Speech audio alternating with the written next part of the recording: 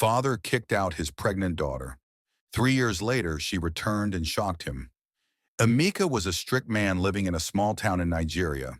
He had high expectations for his children, especially his daughter Ada. Ada was a bright and ambitious young woman who had dreams of becoming a nurse. She was in her final year of secondary school, balancing her studies with helping out at her family's small shop in the local market. But one thing Emeka couldn't forgive was Ada getting pregnant out of wedlock. In his eyes, it was a shame to the family, a breach of the values he had instilled in his children. Ada had been dating Chidi, a boy from a neighboring town, in secret. She had told Chidi about the pregnancy, but he had distanced himself from her, afraid of Emeka's reaction. When Ada told her father she was 3 months pregnant, Emeka was livid. He couldn't bear the shame he thought Ada was bringing to the family. Without listening to Ada's pleas or considering her feelings, Emeka kicked Ada out of the house. "You have brought shame to this family," he shouted. "You can't stay here anymore." Ada was devastated. She had nowhere to go, but she had to leave. She packed a small bag with a few clothes and some essentials and left into the night, tears streaming down her face. The father-daughter bond was broken in that moment. Ada walked through the darkening streets, not knowing where she would go. She ended up at her friend Neoma's house, a few miles away. Neoma was shocked by Ada's condition and the reason for her sudden appearance. "I'm so sorry, Ada," Neoma said, hugging her tightly. "You'll stay with me until you figure things out." Ada was grateful for Neoma's kindness, but felt a deep pain from her father's rejection. She had always been close to Emeka, despite his strictness, and his reaction cut deep. In the days that followed, Ada struggled to adjust to her new life outside her family home. She had to drop out of school because of her pregnancy, a decision that broke her heart since becoming a nurse was her dream. Neoma helped Ada find a small job at a local food vendor's stall to help Ada make ends meet. The work was hard, but Ada was determined to take care of herself and her baby. She started attending a local prenatal clinic for checkups and learned about pregnancy and childcare. Emeka, on the other hand, acted like Ada didn't exist. He told his other children not to mention Ada's name in the house. His wife, Ada's mother, was torn between her loyalty to her husband and her love for her daughter, but didn't dare speak out against Emeka's decision. The community started to talk about Emeka's strictness and Ada's situation. Some supported Emeka's tough stance. Others whispered about how he was too harsh. As weeks turned into months, Ada's pregnancy became more pronounced. She faced challenges at work because of her condition. But the food vendor, Mrs. Okafor, was kind and let Ada work at her own pace. Ada's thoughts were filled with worry about the future, how she'd raise the baby, if she'd ever reconcile with her father, and what life would be like for her child. Despite the hardship, Ada found a quiet strength within herself. She was determined to give her child a good life, no matter what. Months passed, and Ada's due date approached. Neoma helped Ada prepare for the baby's arrival. Ada picked out a name for the baby boy, Chike. She imagined Chike growing up strong and smart, and she wanted to give him all the love she could despite the circumstances. The day Ada was kicked out of her house marked a turning point in her life. She was on her own, pregnant, and heartbroken because of her father's rejection. Yet in that pain, Ada found a resolve to move forward for her child. As she awaited the birth of Chike, she knew life wouldn't be easy, but she was ready to face it head-on. Ada gave birth to Chike after a difficult labor. The pain of delivery was intense, but when she held Chike in her arms for the first time, all the hardships seemed worth it. Chike was a tiny bundle of joy, with big eyes and a loud cry. Ada was in love with her son the moment she saw him. Neoma was by her side through the delivery and helped Ada care for Chike in those early days. Being a single mother was tougher than Ada had imagined. She had to balance caring for Chike with working at Mrs. Okafor's food stall. Chike was a good baby but needed constant attention. Ada would bring Chike to the stall when she had no other choice, juggling work and motherhood in a way that left her exhausted by the end of each day. Mrs. Okafor was understanding and sometimes watched Chike while Ada worked harder to make ends meet. Ada's days started early.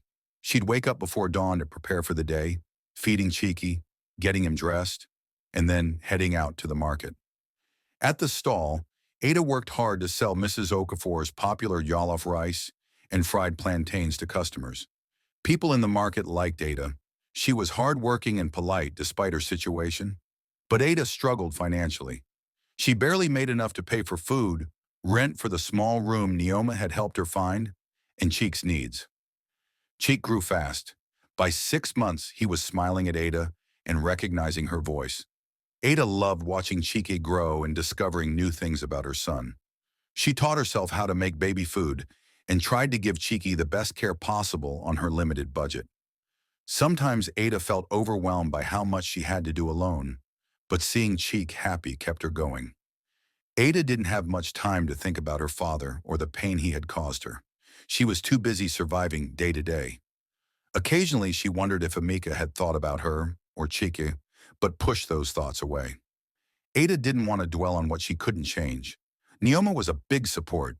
She'd check in on Ada often and help with Chike when she could. "You'll make it through this, Ada," Neoma would say when Ada felt low. As Chike approached his first birthday, Ada started thinking about the future more. Could she afford to keep working at the food stall, with Chike getting bigger and more active? Should she look for other work that paid better? Ada wanted Chike to have more than just the basics. She wanted him to have opportunities. But every path seemed hard without a family to lean on. Ada's relationship with Chidi, the father of Chike, remained non-existent. He had made it clear he wanted nothing to do with Ada or the baby after Emeka kicked her out. Ada didn't push for anything from Chidi. She was focused on raising Chike herself. In the community, some people knew Ada's story and whispered about it. Ada didn't let the whispers bother her much. She was too busy living her life for Chike. 1 year went by quickly. Chike was walking and saying a few words like "Mama" and "Baba." Ada was proud of how far Chike had come. On Chike's first birthday, Ada made a small celebration with Neoma and a few friends from the market. They ate cake, and Chike played with balloons. It was a simple but happy day for Ada and Chike. Ada knew life wouldn't get easier soon, but with Chike growing and thriving, Ada felt a sense of purpose she hadn't expected. She was doing this, raising Chike on her own. And despite all the struggles, Ada felt a quiet pride in herself. 3 years went by since Ada was kicked out of her father's house. Ada worked hard to raise Chike. She made sacrifices to ensure he had food, clothes, and education. Chike was a smart and curious child, always asking questions and exploring his small world. Ada was proud of how far she had come, despite the difficulties. She had turned down offers of help from some men in the community who thought they could take care of her, wanting to prove she could do it on her own. Chike started attending a local preschool where he made friends and learned basic numbers and letters. Ada loved seeing Chike interact with other children and learning new things. She attended parent-teacher meetings and did her best to support Chike's education. At home, Ada taught Chike about values like honesty and kindness, hoping he'd grow into a good person. Meanwhile, Emeka was living a life of quiet regret. He had thought about Ada and wondered how she was doing, but his pride wouldn't let him reach out. Emeka's relationship with his other children was strained because of how he had treated Ada. They'd whisper about Ada when Emeka wasn't around, wondering why their father was so hard on her. Emeka's wife sometimes hinted that maybe they should talk to Ada, but Emeka shut down those conversations. In the community, people had mostly stopped talking about Ada's situation. Life went on for everyone else, but for Ada, every day was still a struggle to provide for Chike. She took on extra work sometimes, helping with laundry for neighbors or selling small items at the market on weekends, to make sure Chike had what he needed. Ada's bond with Chike grew stronger with each passing day. Chike was her everything now. Ada didn't hide her situation from Chike. As he got older, she told him bits about his grandfather Emeka, how he was a strict man, but that Chike had a grandfather who lived in town. Chike asked to meet Emeka once, but Ada hesitated, unsure how to explain the past to a 3-year-old. "Maybe later," she told Chike. Emeka's house was quieter now. His other children were growing up and moving on with their lives. Emeka worked in his small farm, growing vegetables to sell at the market like he had for years. But the memory of Ada lingered. He'd hear children playing in the distance and think of Chike, his grandson he had never met. Emeka didn't know how to make things right with Ada. Neoma remained a close friend to Ada. She'd visit often and play with Chike while Ada did chores or rested briefly. "You're doing amazing, Ada," Neoma would say. Ada smiled, but knew only she understood the weight of raising Chike alone. As Chike turned 3, he became more active and curious. Ada had to watch him more closely to keep him safe in their small room and at the market. Chike loved playing with other kids and mimicking things he saw adults do. Ada laughed at Chike's antics but worried about the future. School fees, bigger needs as he grew. She pushed those worries aside to enjoy time with Chike. 3 years had passed since Ada left her father's house. The pain of that day hadn't gone away completely, but Ada had learned to live with it. She focused on Chike and making a life for them both. In quiet moments, Ada wondered what the future held for her and Chike, whether they'd stay in this small town or if Ada could find a way to give Chike more opportunities. Ada decided it was time to return to her father's house with Chike. She wanted Chike to know his grandfather, and part of her wanted to show Emeka how well she and Chike were doing despite being kicked out. Ada wasn't looking for forgiveness or a reunion necessarily. She just thought it was time Chike met his family. Chike was curious about his grandfather after hearing Ada mention Emeka sometimes. Ada prepared Chike for the visit by telling him about Emeka. "He's your grandfather," Ada said. "We haven't seen him in a long time." Chike was excited to meet this man Ada talked about. On a sunny afternoon, Ada and Chike walked to Emeka's house. Ada felt a mix of emotions, nervousness about seeing Emeka again, and curiosity about how he'd react to Chike. As they approached the house, Ada's heart beat a little faster. Chike held her hand, looking around at the familiar neighborhood. Ada hadn't been back since the day she left. The house looked the same: old wooden walls, a tin roof, a small front yard with a few plants Emeka tended to. Ada took a breath and led Chike to the door. Emeka was in the front yard, cutting some vegetables from his small garden for dinner. He looked up and saw Ada standing at the gate with a lively 3-year-old boy by her side. Emeka's expression changed from surprise to a mix of emotions he hadn't felt in years. He hadn't expected Ada to come back, let alone with a child. Chike, sensing Emeka looking at him, smiled and waved. "Grandfather," Chike said, using a word Ada had taught him. Ada walked in with Chike. Emeka put down his cutting knife and wiped his hands on his trousers. He looked at Ada, then at Chike. "This is Chike," Ada said calmly. "My son."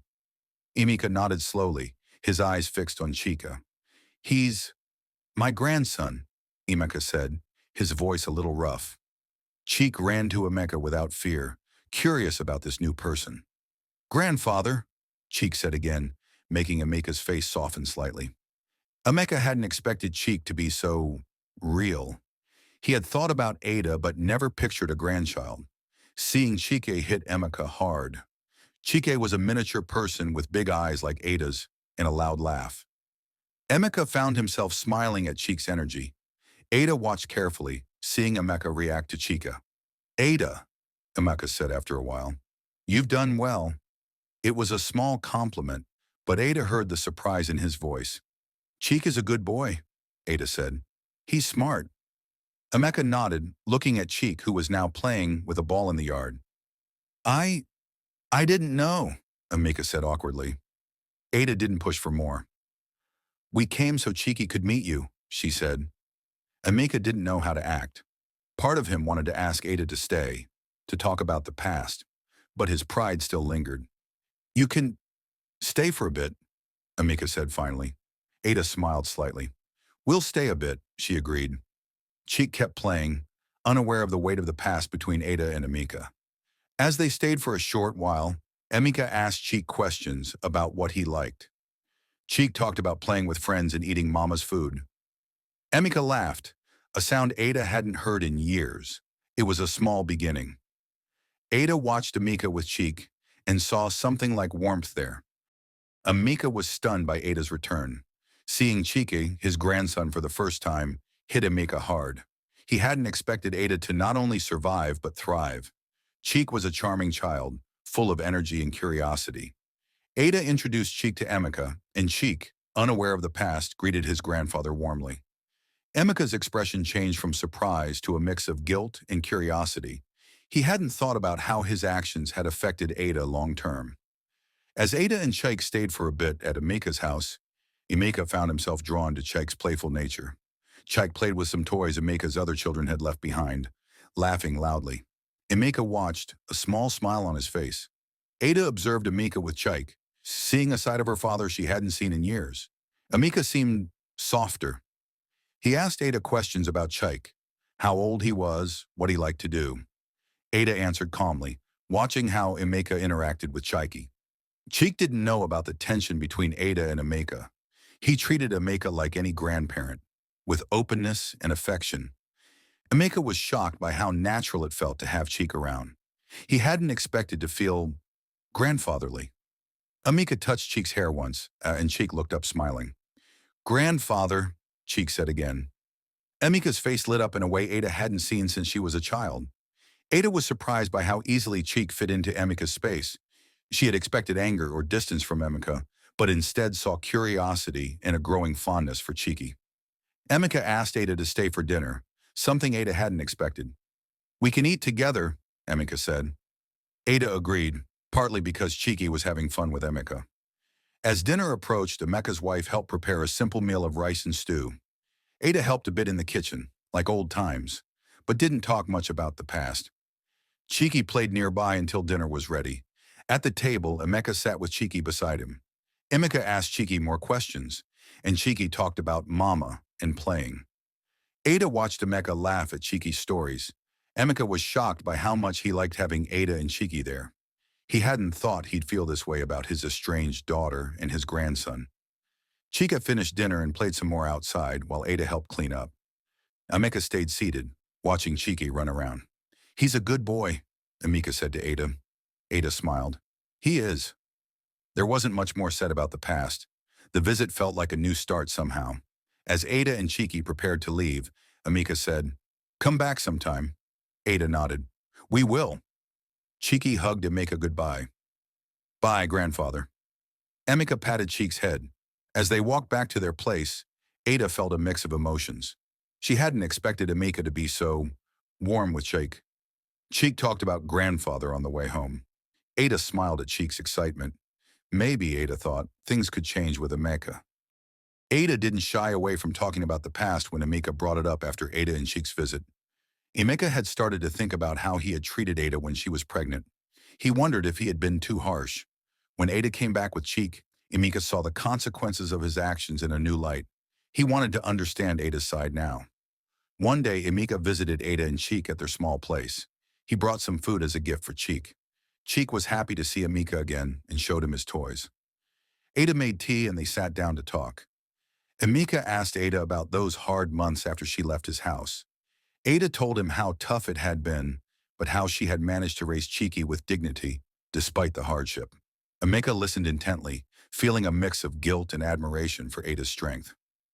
I was wrong to kick you out, Emeka said, after Ada talked about her struggles. It was the first time Emeka had admitted his mistake openly to Ada. Ada looked at Emeka, surprised by his words. I was young and scared, Ada said softly, but I did what I had to do for Chike. Emeka nodded slowly. I should have supported you. I'm sorry. Chike played nearby, unaware of the weight of the conversation. Emeka watched Chike and thought about how he had missed out on knowing his grandson. I want to know Chike better, Emeka said. And you too, Ada. Ada smiled slightly. I'd like that. Ada told Emeka more about Chike, how he was doing in preschool, his favorite foods, his friends. Emeka listened like he hadn't listened to Ada in years. He asked about Ada's plans for the future. Ada talked about working hard to give Chike a good life. Emeka felt a pang of regret for not being part of that journey. As Emeka prepared to leave, he touched Chike's head again. I'll come visit again soon, Emeka said to Ada. Ada nodded. We'll be here. Emeka walked back home thinking about how much he had missed by pushing Ada away. He hadn't realized how much he'd lose by being so strict. In the days that followed, Emeka visited Ada and Chike more often. He'd bring small gifts for Chike and talk with Ada about the past and present. Ada found herself opening up to Emeka in ways she hadn't expected. Chike loved having Emeka around. Grandfather, Chike would say happily whenever Emeka came. Emeka's wife noticed the change in Emeka. He talked about Ada and Chike more, about how he was trying to make amends. It's good you're seeing them, she said. Emeka nodded. He knew he had a lot to make up for. Emeka started to soften towards Ada and Chike. He began to see the error of his ways and wanted to make amends. Emeka asked Ada to stay for dinner more often when she visited with Chike. For the first time in 3 years, they shared a meal together like a family. Cheek's laughter filled the house, bringing a warmth Emeka hadn't felt in a long time. Ada was cautious but saw the genuine change in her father. Emeka's interactions with Cheek became more playful. He taught Cheek how to play a simple game with pebbles, and Cheeky giggled at Emeka's silly moves. Ada watched, seeing a grandfather Cheeky loved, and who loved Cheeky back. Emeka started talking about Ada's childhood, remembering good times before the rift. Ada listened, finding it hard to connect those memories with the man who had kicked her out. One Sunday, Emeka invited Ada and Cheek to join him and his wife for a bigger lunch. They made jollof rice and chicken, a treat for Cheeky. Cheeky ran around after eating, playing with Emeka's old things in the backyard. Emeka laughed at Cheeky's energy. Ada helped Emeka's wife clean up afterward. "We're glad you're here," Emeka's wife said to Ada quietly. Ada smiled, feeling a thaw in the family ice. Emeka began to talk about wanting to help Ada with Cheek's upbringing. "I should be part of Cheek's life," Emeka said one visit. Ada wasn't sure how to respond, but saw Emeka's sincerity. "I'd like that," Ada said finally. Emeka nodded, looking at Cheeky playing outside. "I'll help with school fees when the time comes." Ada was surprised but touched by the offer. As weeks went by, Emeka became more involved in Cheek's life. He attended a preschool event for Cheek, beaming with pride when Cheek showed off his drawings. Cheek called Emeka grandfather, loudly in front of others, and Emeka loved it. Ada saw Emeka grow more comfortable with being a grandfather. Emeka's other children noticed the change too, and talked about it among themselves. Emeka's regret turned into action. He started giving Ada small amounts of money for Cheek's needs, without Ada asking. Cheek loved having Emeka around and asked for grandfather often. Ada felt a healing in the family wounds she hadn't expected. Maybe, she thought, forgiveness was possible. One evening, Emeka sat with Ada and Chike for a quiet dinner. "I'm glad you came back," Emeka said to Ada. Ada looked at Cheek, laughing with Emeka. "Me too," Ada said softly. It was a small reconciliation, but a start. Emeka apologized to Ada for kicking her out when she was pregnant. Ada accepted his apology, and for the first time, Emeka met Chike as his grandson fully. The visits between Ada, Chike, and Emeka became more frequent. Chike grew closer to Emeka, calling him grandfather with affection. Ada saw Emeka transform from the strict man she knew to a loving grandfather. One day, Emeka took Ada and Chike on a trip to a nearby village. They played by a stream, and Chike laughed at the water splashing. Emeka held Chike's hand, showing him fish swimming. Ada smiled at the scene, seeing Emeka so happy with Chike. It was a day without shadows of the past, just joy. As the sun set, they sat on a blanket. Emeka looked at Ada and Chike. "I'm grateful you came back," Emeka said, his voice emotional. Ada smiled softly. "We're glad too." Chike hugged Emeka. "I love grandfather," Chike said loudly. Emeka's eyes misted. He hugged Chike tight. "I love you too, Chike." In that moment, Ada felt a deep healing. The pain of being kicked out faded as she saw Emeka with Chike. "I forgive you," Ada said to Emeka quietly. Emeka nodded, tears rolling down his cheeks. "Thank you, Ada. I've missed you." As they walked back in the twilight, Emeka held Chike's hand tightly. Ada walked beside them, feeling a peace she hadn't known in years. The family was reconnecting in a way Ada hadn't thought possible. Back home, they had a quiet dinner. Emeka looked at Ada and Chike with full eyes. "You'll always be welcome," Emeka said. Ada nodded. "We'll come often." Chike slept early that night, tired from playing. In the night's quiet, Ada thought about the journey. She'd survived hardship and found forgiveness. Emeka sat outside for a while, thinking about his mistakes and newfound love for Chike. The house felt warmer now. Chike grew up knowing love from both his mother and his grandfather. In the end, forgiveness brought them closer. Emeka learned to love without conditions, and Ada found peace. As Emeka went to bed that night, he looked at a photo of Ada as a child. He smiled through tears, knowing he had reconnected with his daughter and found a grandson he loved. The pain of the past was replaced. Emeka whispered to himself, "I have my family back." The moral of the story is forgiveness can heal deep wounds and rebuild relationships. Emeka's transformation from a strict father to a loving grandfather shows love can overcome rigid attitudes. Don't forget to like, share, and subscribe to my channel for more heartwarming African stories. Thanks for watching.